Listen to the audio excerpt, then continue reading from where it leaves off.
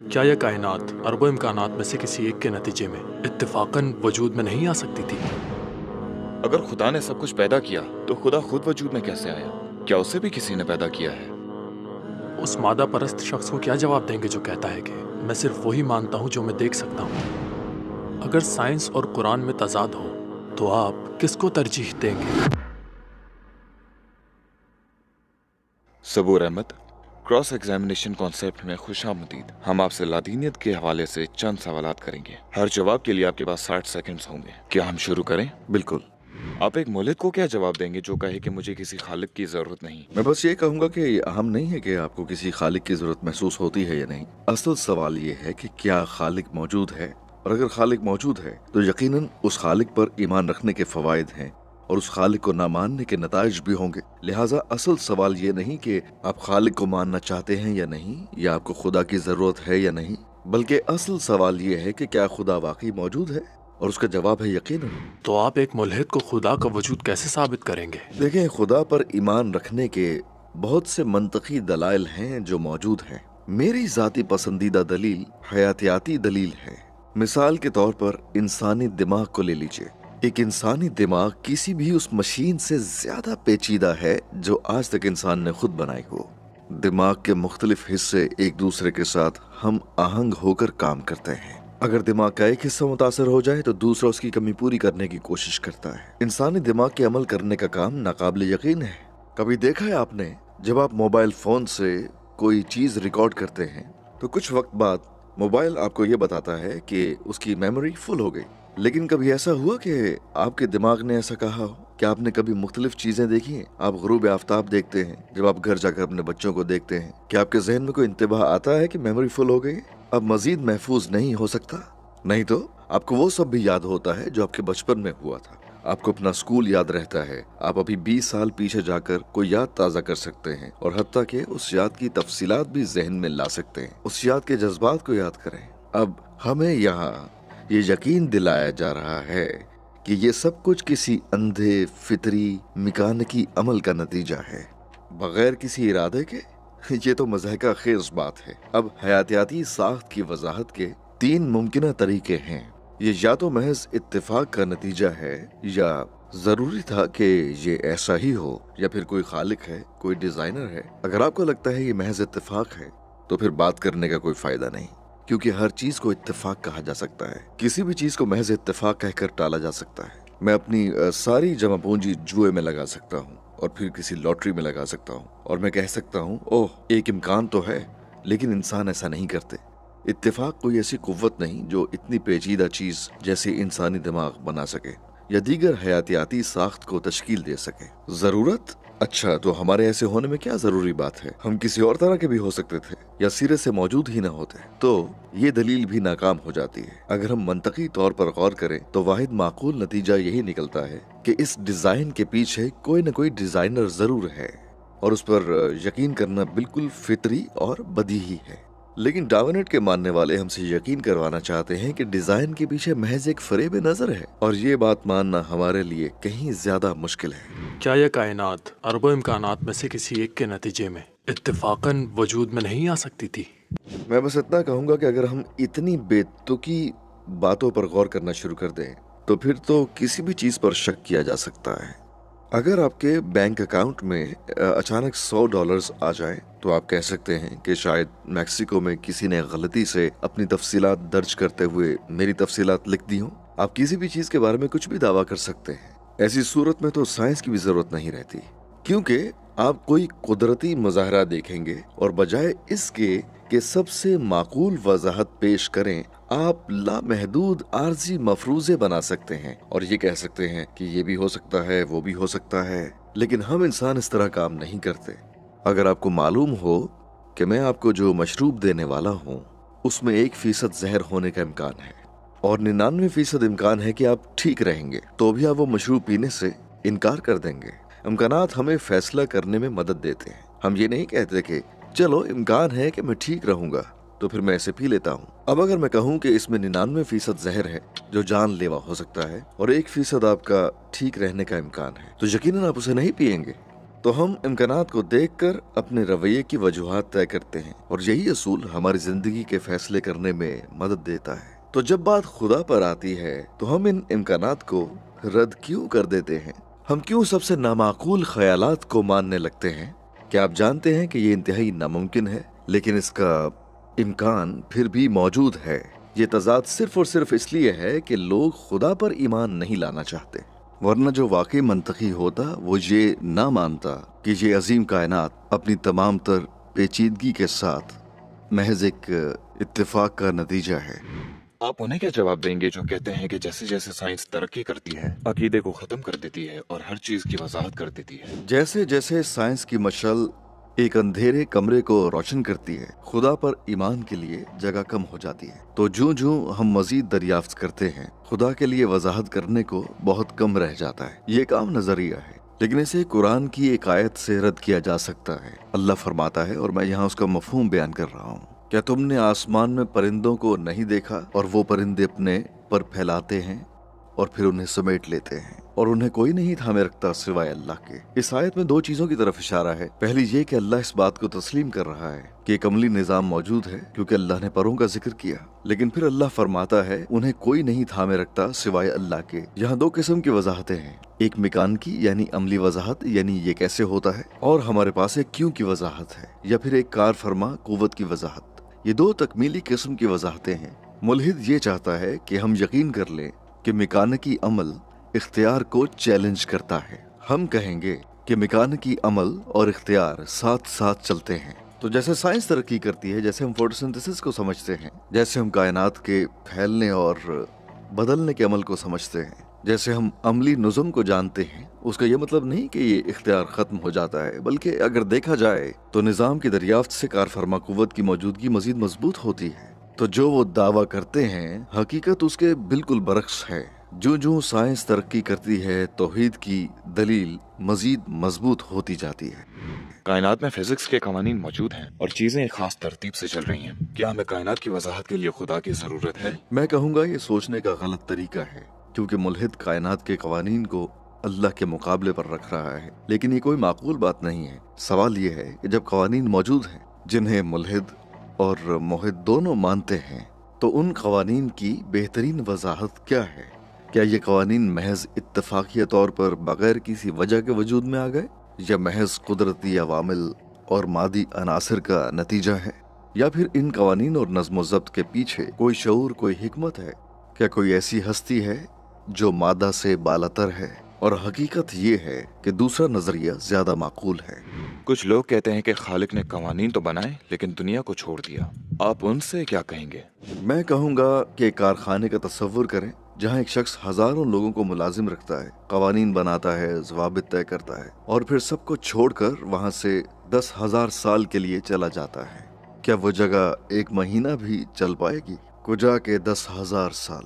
अगर आपने कुछ तख्लीक किया हो तो सबसे फितरी अमल क्या होगा? क्या आप उसे यूं ही छोड़ देंगे जैसे कि वो मौजूद ही ना हो, या फिर आप उसमें फाल तौर पर हिस्सा लेंगे, फाल तौर पर उसकी हिमायत करेंगे और उसे चलाने में अपना किरदार अदा करेंगे? ये तसव्वुर कि अल्लाह ने दुनिया बनाई और फिर उसने इसे छोड़ दिया, ये उस खुदा के तसव्वुर से मेल नहीं खाता जो हिकमत वाला, सब कुछ जानने वाला, बड़ी कुदरत वाला, मेहरबान और रहम करने वाला है। ये तो गाफिल खुदा होगा, और ये वो खुदा नहीं है जिसे एथिज्म पेश करता है। उस मादा परस्त शख्स को क्या जवाब देंगे जो कहता है कि मैं सिर्फ वही मानता हूँ जो मैं देख सकता हूँ?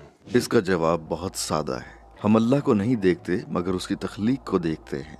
इंसानी इल्म के कई शोबों में हम सबब को नहीं देखते मगर असर को देखते हैं। एक जासूस अगर कदमों के निशान देखे तो वो उन्हीं निशानात से ये अंदाजा लगाएगा कि यहाँ से कोई इंसान गुजरा है। अगर आप किसी साहिल से गुजरे और वहाँ कोई तहरीर लिखी देखें जिसमें लिखा हो मैं तुमसे मोहब्बत करता हूँ, तो आप यही सोचेंगे कि किसी ने लकड़ी से लिखा होगा। आपने उसे लिखते नहीं देखा लेकिन आपने अंदाजा लगा लिया।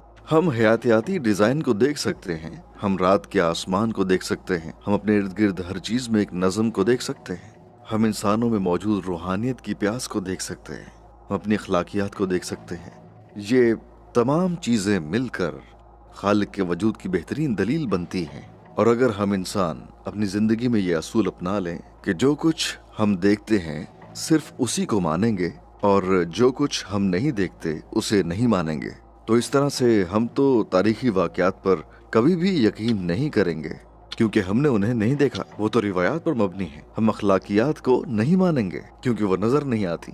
ہم محبت، امید اور خوف کو بھی نہیں مانیں گے کیونکہ یہ چیزیں بھی نظر نہیں آتی۔ تو جس زاویے سے بھی دیکھیں، یہ کہنا کوئی معقول بات نہیں کہ جو چیز نظر نہ آئے اس پر ایمان نہیں لایا جائے۔ تو بات یہ ہے، جب تک اثر نظر آ رہا ہے وجہ پر یقین رکھنا چاہیے۔ ان لوگوں سے کیا کہیں گے جو کثیر کائنات کو مانتے ہیں؟ میں کہوں گا کہ کثیر کائنات کو ماننا اللہ کے وجود کی نفی نہیں کرتا۔ کچھ لوگ اسے یوں استعمال کرتے ہیں جیسے یہ خدا کے متبادل کے طور پر پیش کیا جا سکتا ہو۔ ہمارے پاس یہ کائنات ہے جو ایک نظم کے ساتھ بنی ہے، جس میں واضح ترتیب موجود ہے، اور کچھ لوگ اس کائنات کی وضاحت یوں کرتے ہیں کہ یہاں اربوں کھربوں کائناتیں موجود ہیں اور ہم بس اتفاقاً اس کائنات میں موجود ہیں جو کہ ایک ترتیب سے بنی ہے، جبکہ باقی ساری کائناتیں غیر منظم ہیں۔ اب یہ دعویٰ، اگر اس دعوے کو سنجیدگی سے بھی لیا جائے، تب بھی یہ اللہ کے وجود کی نفی نہیں کرتا، کیونکہ وہ تمام کائناتیں جو محدود ہیں اور جو کہ محتاج ہیں، انہیں تب بھی ایک ایسی ہستی کی ضرورت ہوگی جو کسی کی بھی محتاج نہ ہو اور جو کسی حد میں قید نہ ہو۔ کچھ لوگ کہتے ہیں ہمارے پاس ارتقا ہے، ہمیں خدا کی ضرورت نہیں۔ آپ ان سے کیا کہیں گے؟ میں کہوں گا کہ خود ڈارون یہ سن کر حیران رہ جاتا اگر کوئی اس کے سامنے یہ دعویٰ کرتا، کیونکہ وہ یہ نہیں سمجھتا تھا کہ خدا پر ایمان رکھنے اور اس کے نظریے پر یقین رکھنے میں کوئی تضاد موجود ہے۔ در حقیقت جب اس نے اپنا نظریہ پیش کیا تب وہ خدا پر یقین رکھتا تھا، اور اس بات کے واضح شواہد موجود ہیں کہ نیچرلزم ہماری دنیا کے مشاہدات کی مکمل وضاحت کے لیے ناکافی ہے۔ اب ملحد یہ دعویٰ کر سکتے ہیں کہ ہمارے پاس قدرتی چناؤ کی صورت میں ایک حیاتیاتی میکانزم موجود ہے، اور ان کے نزدیک یہ خدا کے تصور کو غیر ضروری بنا دیتا ہے، جبکہ دیکھا جائے تو حقیقت اس کے بالکل برعکس ہے۔ نہ صرف یہ کہ نیچرل میکانزم سائنسی شواہد کی وضاحت کے لیے ناکافی ہے، بلکہ اگر یہ ناکافی نہ بھی ہوتا تب بھی حیاتیاتی ساخت کی بہترین وضاحت کے لیے کسی محرک کا ہونا ضروری رہتا۔ چنانچہ میں یہ کہوں گا کہ خدا بطور منطقی نتیجہ ناگزیر ہے۔ اگر خدا نے ہر چیز کو پیدا کیا تو خدا خود وجود میں کیسے آیا؟ کیا اسے بھی کسی نے پیدا کیا؟ میں کہوں گا کہ یہ سوال اپنی جگہ درست نہیں۔ ہر وہ چیز جس کی کوئی ابتدا ہو اسے کسی وجہ کی ضرورت ہوتی ہے۔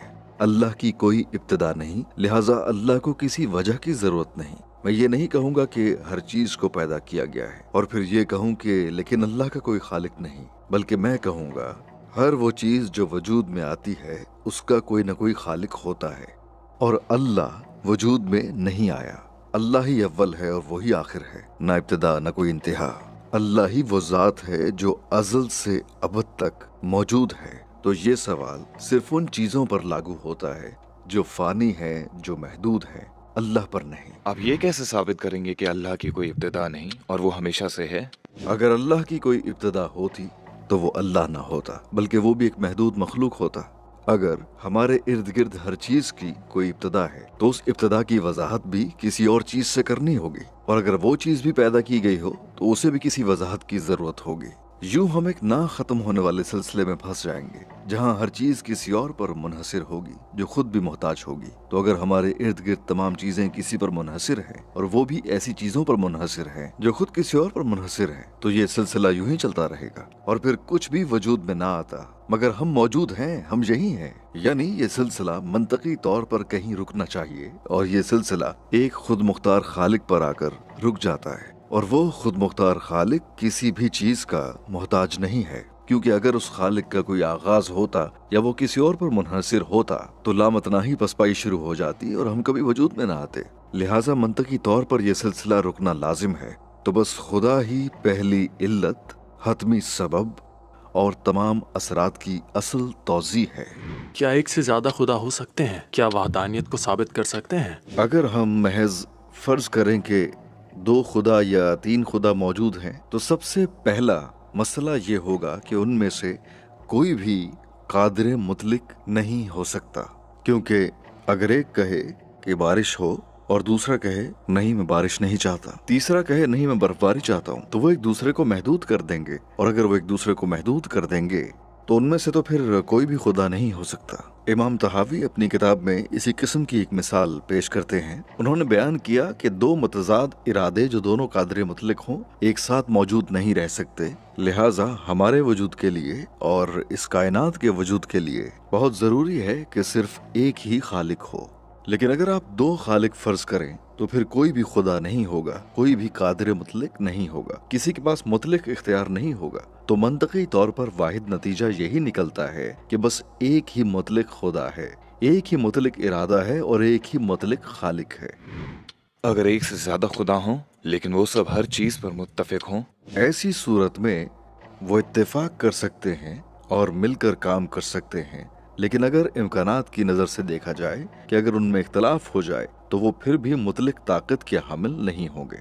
लिहाजा मंतकी नुक्ताए नज़र से अगर तमाम खुदाओं को मुत्तफिक भी कर लिया जाए तब भी दो मुतलक और कादिर मुतलक हस्तियों के होने के तजाद का मसला खत्म नहीं होता है। आपने इस बात को नजरअंदाज करने की कोशिश की, मगर ये तो सबके सामने जाहिर हो जाता है। ये ऐसा तजाद है कि जिसे नजरअंदाज नहीं किया जा सकता। अगर साइंस और कुरान में तजाद हो तो आप किसको तरजीह देंगे? मैं ये कहूँगा कि ये सरासर गलत तकसीम है। वजह यह है कि कुरान अल्लाह का कलाम है और ये दुनिया भी अल्लाह की तख्लीक है। अल्लाह ने हमें इस दुनिया को समझने के लिए अक्ल और इल्म के औजार दिए हैं और उनमें से ही एक बेहतरीन जरिया साइंस है।